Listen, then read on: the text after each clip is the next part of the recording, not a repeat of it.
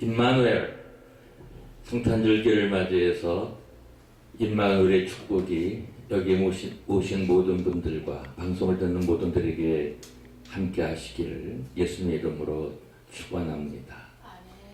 성탄절기 예수님이 우리와 함께 하시기 위해서 태어나셨죠. 예수라는 이름도 가지셨고 또 임마누엘이라는 이름도 가지셨죠.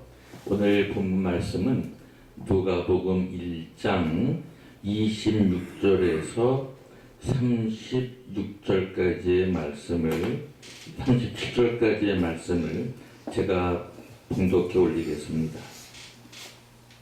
여섯째 달에 천사 가브리엘이 하나님의 보내심을 받들어 갈릴리 나사렛이란 동네에 가서 다윗의 자손 요셉이라 하는 사람과 정혼한 처녀에게 이르니 그 처녀의 이름은 마리아라. 그에게 들어가 가로되 은혜를 받은 자여 평안할지어다. 주께서 너와 함께 하시도다 하니 처녀가 그 말을 듣고 놀라 이런 인사가 어찌함인고 생각하매 천사가 일러 가로되 마리아여 무서워 말라. 네가 하나님께 은혜를 얻었느니라. 보라 네가 수태하여 아들을 낳으리니 그 이름을 예수라 하라. 저가 큰 자가 되고 지극히 높으신 이의 아들이라 일컬을 것이요 주 하나님께서 그 조상 다윗의 위를 저에게 주시리니 영원히 야곱의 집에 왕노로 하실 것이며 그 나라가 무궁하리라. 마리아가 천사에게 말하되 나는 사내를 알지 못하니 어찌 이 일이 있으리이까. 천사가 대답하여 가로되 성령이 네게 임하시고 지극히 높으신 이의 능력이 너를 덮으시리니 이러므로 나실 바 거룩한 자는 하나님의 아들이라 일컬으리라. 보라 내 친족 엘리사벳도 늙어서 아들을 배었느니라. 본래 수태하지 못한다 하더니가 이미 6달이 되었나니 대저 하나님의 모든 말씀은 능치 못하심이 없느니라. 아멘. 처녀가 아들을 낳았다. 참 놀라운 소식이고 믿지 못할 그런 일이 발생을 했습니다. 그러나 정혼을 한 결혼을 이제 하고 동침은 하지 않았죠. 정혼을 했으니까 약혼을 했다고 할까요? 이스라엘 법에 그때 의해 유대인의 법에 의해서 이제 정혼한 마리아가 이제 남편 요셉과 함께 같이 자리를 밤철을 하기 전에 천사가 나타나 마리아에게 이러한 이제 계시를 해줍니다. 성경에 오늘 이렇게 나와 있죠. 천사 가브리엘이 하나님의 보내심을 받들어 갈릴리 나사렛이라는 동네에 가서 다윗의 자손 요셉이라 하는 사람과 정혼한 처녀에게 이르니 그 이름은 마리아라. 그에게 들어가 가로되 은혜를 받은 자여 평안할지어다. 주와 너와 함께 하시도다. 사실 성령으로 잉태된 예수님, 우리 기독교의 민족의 대상은 예수님인데 예수라는 이름은 먼저 번에도 설명을 드렸지만은 이제 구약에서는 여호수아, 원래 발음은 예수아라고 하죠. 근데 우리나라 성경에는 여호수아라고 이렇게 번역을 해놨습니다.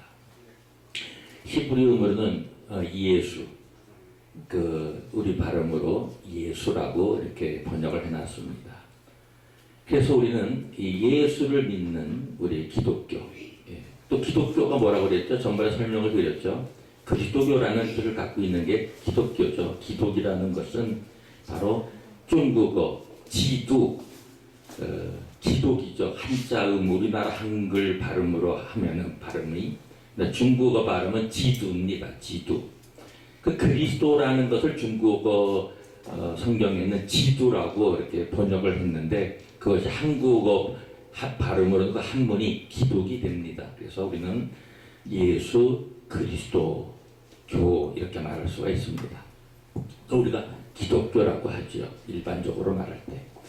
우리는 예수를 믿는, 우리는 그리스도를 믿는, 예수 그리스도를 믿는 종교가 바로 우리 기독교죠. 그래서 사실 저는 기독교라는 말보다도 그리스도교로 바꾸면 어떻겠는가 하는 생각도 혼자 해보곤 했습니다. 기독이라는 뜻이 한국 사람에게 영상되어지는 의미가 바로 들어오지 않기 때문입니다. 근데 그리스도라 하면은 금방 들어오죠, 의미가. 그래서 저는 제 개인적으로는 기독교를 그리스도교 이렇게 좀 바꾸면 어떻겠는가 하는 생각을 혼자 해보기도 했습니다. 이 성탄절, 바로 예수 그리스도의 탄생을 축하하는 절기인데, 오늘 그래서 마리아의 아들 예수라는 제목을 가지고 함께 은혜를 나눠보고자 합니다. 여기 오늘 가장 중요한 그 구절은 바로 누가복음 1장 31절에서 34절, 33절까지의 말씀입니다. 제가 다시 또 이 성경 말씀을 봉독하겠습니다. 보라, 네가 수태하여 아들을 낳으리니 그 이름을 예수라 하라. 저가 큰 자가 되고 지극히 높으신 이의 아들이라 일컬을 것이요 주 하나님께서 그 종상 다윗의 위를 저에게 주시리니 영원히 야곱의 집에 왕으로 다실 것이며 그 나라가 무궁하리라. 아들을 낳은 거라고 천사가 알려줍니다. 아들을 낳는데 그 이름까지 지어줘서 알려줍니다. 예수라 하라. 천사는 성부성자 성령 하나님의 명을 받들어 이 소식을 전하고 있을 겁니다. 예수라는 이름은 천사가 지어줬다기보다는 하나님께서 지어준 이름인데 천사가 전하지 않았는가라고 저는 이렇게 생각을 합니다. 예수라는 뜻은 무엇이죠? 잘 아시는 대로 주는 구원, 하나님은 구원이시다. 먼저 설교에도 말씀을 드렸지만 그게 바로 핵심입니다. 예수가 태어난 목적은 하나님의 구원의 역사를 인류에게 이루기 위해서 태어나셨죠. 그래서 예수라는 이름을 가지고 태어났습니다. 근데 예수의 이름을 갖고 태어난 우리 예수님은 여기에 보니까 저가 큰 자가 되고 할렐루야. 예, 우리 예수님은 큰 자가 된다고 이렇게 성경은 말하고 있는데 얼마나 놀라운 소식입니까? 영어 성경에는 이렇게 되어 있습니다. 뉴 킹 제임스 버전에는 He will be great. 예, 우리 great 좋아해요. He will be great. 그는 위대하게 될 것이다. 사실 예수님보다 더 위대한 건 없습니다. 제가 예수님을 믿는 이유는 이 세상에 어떤 것보다도 예수님보다 큰 게 없고 예수님보다 위대한 게 없습니다. 저는 그래서 예수를 믿습니다. 할렐루야! 여러분들도 저와 똑같은 줄로 믿습니다. 예수 믿는 근본적인 것은 우리의 구세주 메시아, 그것이 이제 그리스도 큰 자입니다. 예수님과 대결할 자, 예수님과 비교할 자 있으면 나와보라 그래. 예수님을 이길 자, 예수님보다 큰 자 있으면 나와보라 그래. 우리가 믿는 예수님은 가장 큰 자요, 가장 힘이 센 분입니다. 할렐루야. 그런데 어떻게 태어났어요? 응애 하고서 깐난 얘기로 똑같이 닦아줘야 되고 씻어줘야 되고 엄마 젖 먹어야 되고 마리아 젖을 먹어야 살 수 있는 그런 100% 인간으로 태어나셨죠. 하나님의 그러한 그 인류 구원의 역사는 한 깐난 아기로부터 시작을 하셨습니다. 가장 연약하고 누가 보살펴주지 않으면, 엄마가 보살펴주지 않으면 생존할 수 없는 그러한 어린아이로 태어나셨습니다. 저는 이런 하나님을 참 존경하고 사랑합니다. 하나님 자신이 인간으로 태어나셨어요. 하나님의 아들이라고 불리기도 하지만 또 그 자체가 또 하나님이십니다. 하나님이 인간이 되어서 태어나셨어요. 인카네이션, 성육신이라고 우리 보통 말하는데 이거 참 대단한 겁니다. 우주 만물을 창조한 하나님이 처녀의 몸을 빌어가지고 거기에 한 어린아이가 돼가지고 태어났어요. 하나님의 지혜는 대단하십니다. 왜? 인간으로 태어나지 않으면 인간을 구원할 수 없기 때문입니다.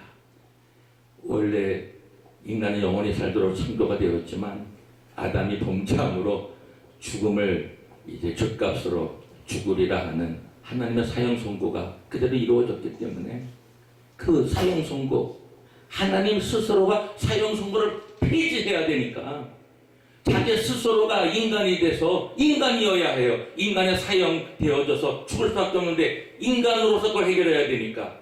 그러나 그건 하나님과도 또 관계가 있어요. 하나님이 사형 선고를 했기 때문에. 그러면서 하나님인가 동시에 인간으로 예수님은 태어나지 않았습니까? 그래서 하나님의 사형 선고도 해결하시고 인간이 죽을 수밖에 없는 인간의 운명이 가장 비참한 운명인 죽음까지도 해결하기 위해서 하나님이면서 인간인 예수가 태어나게 된 거 아니겠습니까? 그래서 성령으로 잉태된 거죠. 내가 수피하여 아들을 낳으리니 그 이름을 예수라 하라. 그냥 복음 중에 복음입니다. 저가 큰 자가 되고 지극히 높으신 이의 아들이라 일컬을 것이요. 지극히 높으신, 하나님은 지극히 높으신 자입니다.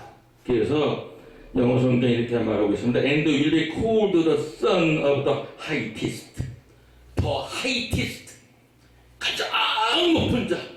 highest. 높은 자 중에서 가장 높은 자. 지극히 높은 자의 아들이라 일컬음을 받을 것이다. 하나님은 우리 예수 그리스도를, 예수님을 자기 자신의 아들이 되어서 태어나셨는데 성부, 성자, 성령 하나이시면서 또 분리되는 삼위일체 하나님이기 때문에 아버지 하나님, 아들이 하나님, 성령 하나님. 그러나 아버지이시면서 또 아들, 아들이시면서 또 아버지. 그러나 동일체이시면서 또 분리되는 개체인 하나님의 존재의 신비성, 삼위일체 신비성 아니겠습니까? 그래서 우리 예수님께서는 바로 이렇게 지극히 높으신 자의 아들이라 일컬음을 받으리라 이렇게 태어나셨습니다. 우리가 믿는 예수님은 지극히 높으신 이의 아들입니다. 이 세상 어떤 세력도 예수를 대적할 세력은 없습니다. 마귀가 대적하려고 했지만 마귀도 끝내는 실패했습니다. 3일 만에 부활하셨기 때문에. 이 땅에 있는 모든 군왕들은 잠시적인 겁니다. 영원한 왕권을 가진 자는 없습니다. 그는 오직 다윗의 길을, 좀 이따 설계 나오겠지만 영원한 왕은 예수님밖에 없습니다.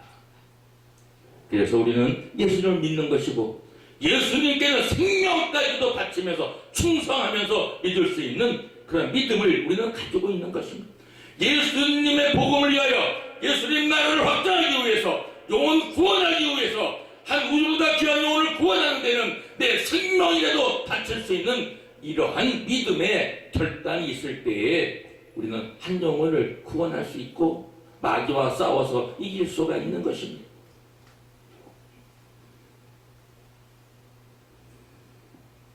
주 하나님께서 그 조상 다윗의 위를 저에게 주시리니 할렐루야.